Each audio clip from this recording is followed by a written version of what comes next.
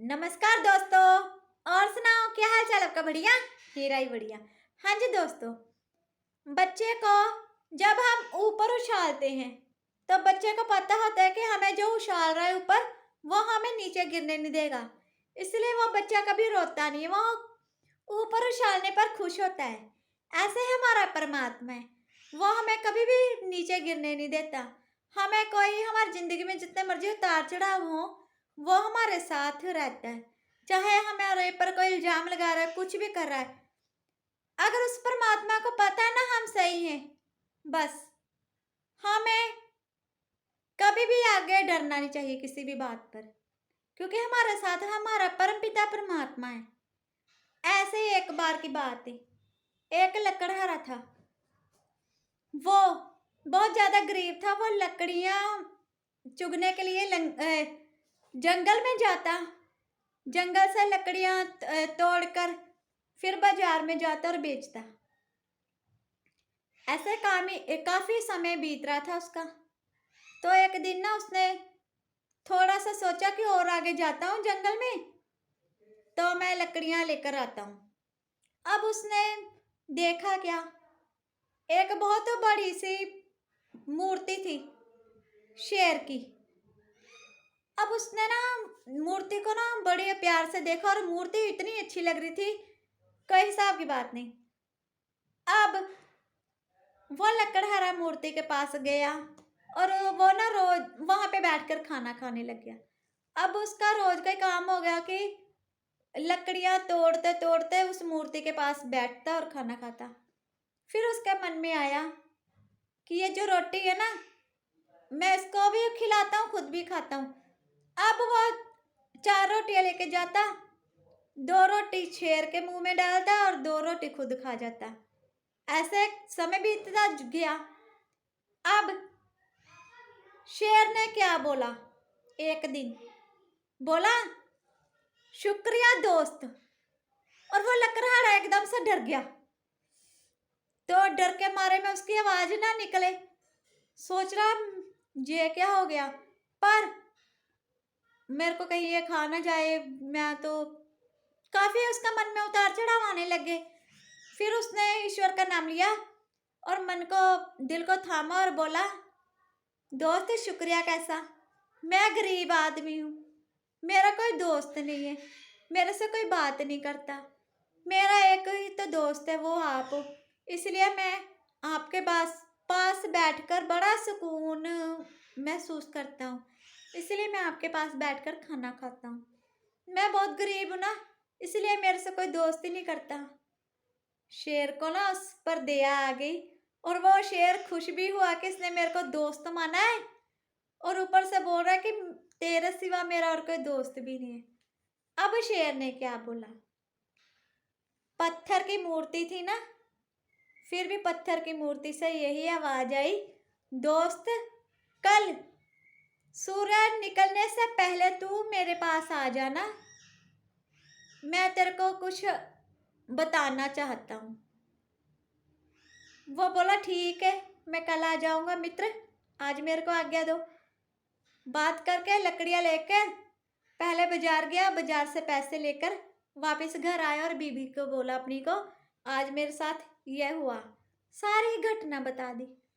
तो अब वो पत्थर का शेर बोल रहा है कि कल सूरज निकलने से पहले मेरे पास आ जाना। बीवी बोली, हाँ चले जाना, वैसे भी हमारे तो खाने के भी मांदे पड़े हैं, लाले पड़े हैं, इतना तो काम होता नहीं, चलो कल ऐसे ही मैं आपको उठा दूंगी। वो जो लकड़हारा सुबह 3 बजे उठा, नहा नु कर रोटी पैक की और शेर के पास चला गया। शेर को बोला, पहले आप भोजन कीजिए, फिर बात करते हैं। शेर बोला, पहले बात करते हैं फिर भोजन करते हैं। अब शेर की बात वो टाल नहीं था सकता, बोला, हाँ जी आप बोलो, मैं सुनता हूँ। शेर ने बोला, मेरे मुंह के अंदर ना हाथ डाल, और मेरे अंदर बहुत सारा खजाना है, जितना खजाना निकालना है तूने निकाल, पर सूर्य निकलने से पहले तू अपना हाथ बाहर निकाल देना, ये ना हो मेरा मुंह बंद हो जाए और तेरा हाथ उसमें ही पड़ा रह जाए, मेरे मुंह में ही। अब उसने बोला ठीक है, जो आपकी आज्ञा। अब उसने पगड़ी जो पहनी हुई थी वो ऐसे बिछा दी और थोड़ा सा सोना निकाला और उसमें डाल दिया पगड़ी में, और बोला महाराज दोस्त अब आ गया है। शेर बोला बस इतना सही, मेरे पास तो बहुत खजाना है। तो वो बोला नहीं, मेरे को इतना ही बड़ा जरूरी बहुत है मेरे लिए, इतने से मेरा गुजारा हो जाएगा। उसकी आंखें नम हो गई खुशी के मारे कि मैं तो सिर्फ इसको अपने में अचार के साथ रोटी देता था, उसी से इतना खुश हो गया ये शेर। मनोपी लकड़हारे का मन भर आया ये बात सुन के। अब लकड़हारा वो जो धन दौलत था लेकर चला गया, शेर से आज्ञा लेकर। बोला मैं दोबारा आऊंगा। शेर बोला मेरे को भूल मत जाना। बोला नहीं। अब अब वो काफी पी पैसे वाला हो चुका था, खाने खाने को भी अच्छा मिलने लग गया। अब सब सोच रहे कि इसका घर बार भी अच्छा हो गया। अब उसका दोस्त बनने शुरू हो गए, जब तब एक सेठ था, वो उसके कानों में बात पड़ी कि ये ना बहुत गरीब था, अब अमीर हो गया, पता नहीं इसको क्या खजाना मिल गया। अब सेठ ने उसके पास जाकर पूछा। अब वो जो लकड़हारा था वो दिल का बड़ा साफ था, उसने सारी बात बताई। तो वो जो सेठ था उसने भी गंदे से कपड़े पहने, फटे पुराने, और वैसे ही वहां पे जाकर उसको रोटी शेर को खिलाने लग गया और अपने रोने लग गया। मैं बड़ा गरीब हूँ, मेरे पास ऐसे, मेरा कोई दोस्त नहीं है।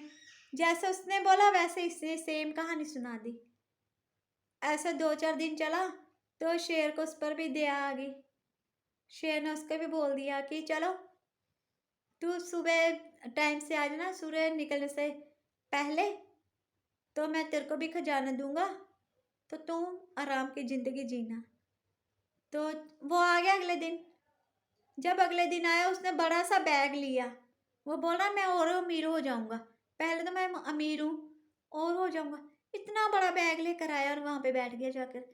अब शेर ने उसको बोला कि मेरे मुंह के अंदर हाथ डाल और जितना तेरे को सोना चाहिए, जो चाहिए तेरे को निकाल ले। पर उसने उसको भी वही बात बोली कि सूर्य निकलने से पहले तू अपना हाथ बाहर निकाल देना, नहीं तो तेरा हाथ मेरे मुंह में फंस जाएगा। अब वो तो से लालची था सेठ लालची था। वो निकालता गया सोना, उसको टाइम का नहीं पता चला, तो दिन चढ़ गया। अब उसका हाथ उसमें ही फंस गया, उसके मुंह में ही। चिल्ला रहा था काफी। अब क्या? तो दोस्तों इस कहानी का मोरल ये है, हमें जितना ईश्वर ने दिया है हमें उसमें ही सबर संतुष्टि रखनी है। दुनिया में 2 तरह के लोग होते हैं। किसी को कम में ही संतुष्टि होती है कि चलो अपनी दाल रोटी चल रही है, ईश्वर का नाम लेते हैं और खुश रहते हैं। और कुछ लोगों के पास जितना चाहे धन आ जाए, जितना मर्जी पैसा आ जाए, पर उनका मन नहीं भरता, उनका पेट नहीं भरता, तो उनका हाल दूसरे सेठ के जैसा होता है। मतलब हम क्या करते हैं, हमें ईश्वर ने इतनी अनमोल जिंदगी दी है, हम बस पैसा इकट्ठा करने में और हमारे पास ये भी आ जाए, हमारे पास वो भी आ जाए, बस इसी सोच के साथ हम सिर्फ अब पैसा इकट्ठा ही करते हैं, चीजें इकट्ठी करते हैं, पर अपने सारे जो श्वास मिले ईश्वर ने जो हमें दिए वो व्यर्थ ही गवा देते हैं। 90 साल तक की जिंदगी बस दौड़ में ही निकली जा रही है, हमने एक भी पल अपने आप को नहीं दिया। हम ये भी इकट्ठा कर ले, हमने कभी खुशी इकट्ठी की है अपनी? नहीं ना, हम खुशी इकट्ठी नहीं कर सकते क्योंकि हम तो चीजों में व्यस्त है ना, हमें वो भी मिल जाए, हमें अपने जिंदगी को आराम से जीना है, अपने परिवार के साथ ही जीना है। हम पैसों की दौड़ में, कमाई की दौड़ में अपने बच्चों को भी भूले बैठे हैं। हमारा परिवार भी है, उनको भी भूले बैठे हैं। उनके साथ कुछ खुशी के लम्हे हम बिता नहीं सकते, है ना। हम अपनी जिंदगी सारी ऐसे ही व्यर्थ करते हैं। हम अपने कभी ईश्वर का ध्यान नहीं करते, कभी नहीं सोचते कि हमारे ईश्वर ने, जिसने हमें इतनी अमूल्य दात दी है, हमें शरीर दिया है, ये रहने के लिए चोला दिया है, ये हमारा चोला ही है ना। हमारे श्वास है जो एक एक कम हो रहा है, उसके नाम पे भी तो कुछ करना है हमें, जिसने हमें इस जमीन पर भेजा है ना। ये हम सोचते ही नहीं है। हमें अपने कर्म इकट्ठे करके लेके जाने साथ, अच्छे कर्म। वहां पे हम धन दौलत थोड़ी दिखा सकते किसी को, वहां पे तो हमारे कर्म ही जाएंगे। तो कर्म हमें अच्छे भी करने हैं, दान पुण्य भी हाथ से करना है। तो दान पुण्य ऐसे करना है कि दूसरे हाथ को पता ना चले कि हमने किसी को दान दिया है। दिखावा नहीं करना। किसी को दान देकर, पैसे देकर, खाना देकर भूल जाओ कि हमने किसी की मदद की है।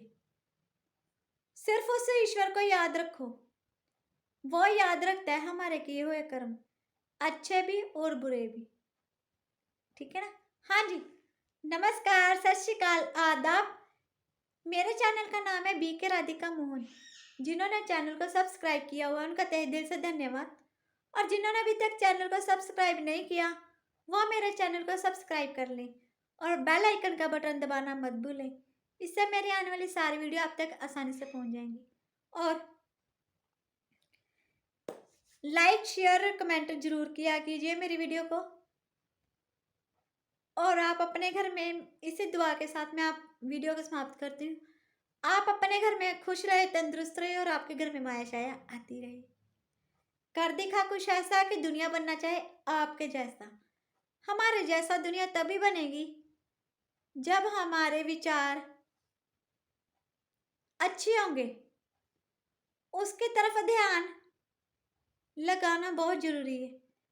कुछ नहीं साथ जाता, सिर्फ उसका नाम ही जाता है साथ, अपने परमपिता परमात्मा। और हमारे कर्म जो अच्छे करेंगे तो बुरे भी लेके जाने, अच्छे भी लेके जाने हैं, है ना।